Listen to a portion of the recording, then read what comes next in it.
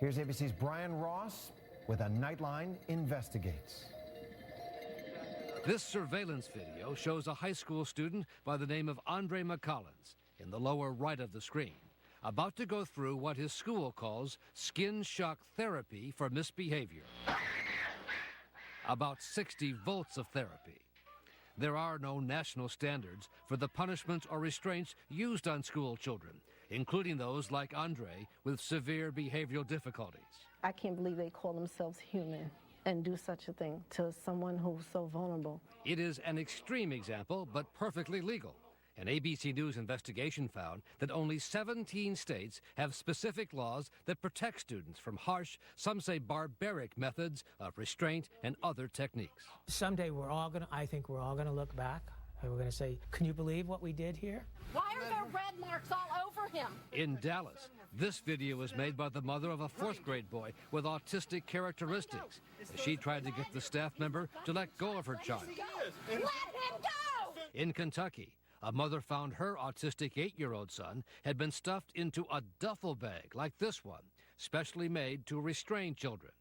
And schools across the country are investing in specially built so-called seclusion rooms or scream rooms, like this one, where young students can be locked up for hours. They'd lock you in there, and it was dark, there's no windows, you're just stuck in there for the whole day. At the age of 11, Jordan knows all too well what can happen. It's scary, really scary.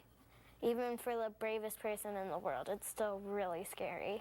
Now, some members of Congress are trying to get such restraint and seclusion techniques prohibited or restricted by federal law. There's thousands and thousands of children that have been traumatized, that have been injured. But the proposed law is opposed by public school administrators as too restrictive. They say they need a range of techniques and leeway to deal with autistic students and others who are increasingly being mainstreamed into public schools. They're emotionally disturbed, they have behavioral issues, and they tend to act out. And when they do act out, sometimes they become a danger to themselves or a danger to others. Daniel Dominique of the School Superintendents Association agreed some of the techniques being used, including the electric shocks seen on the tape, are indeed too much. They're horrendous. It makes me sick.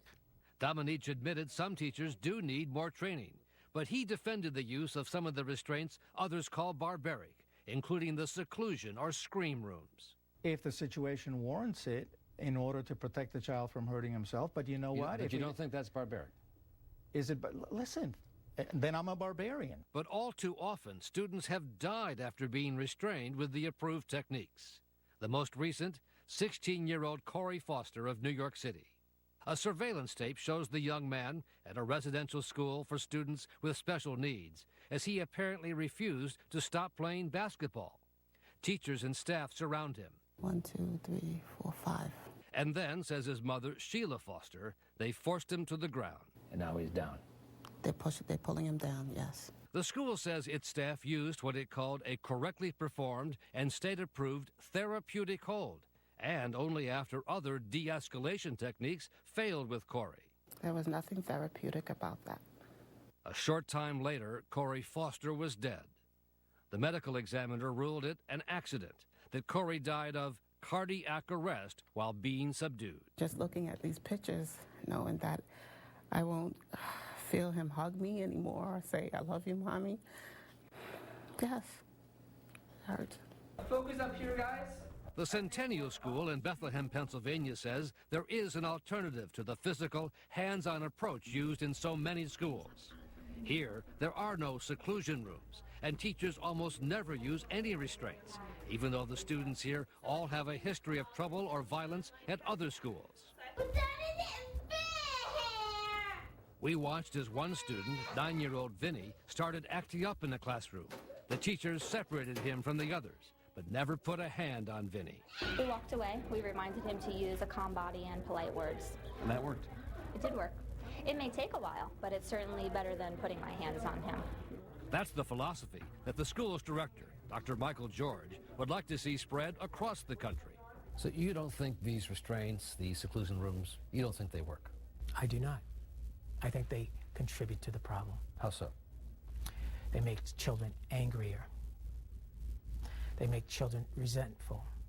They make children want to engage in more aggression, to get even, to get back. And we heard just that from 6 of the Centennial students, including Jordan. You felt scared and upset, and you were already angry. They described how they said they were dealt with at previous schools. They cross your arms and like hold you like that. They had this really big man that pinned me to the ground. They would just literally just lay on top of you, and you'd just be laying there, can't move. It was really hard to breathe. Do you think that kind of thing works? Does that? No. No. Makes things worse, sir. Makes it worse? It makes things worse because that's how I get angrier and angrier, and then suddenly I feel like bursting into flames.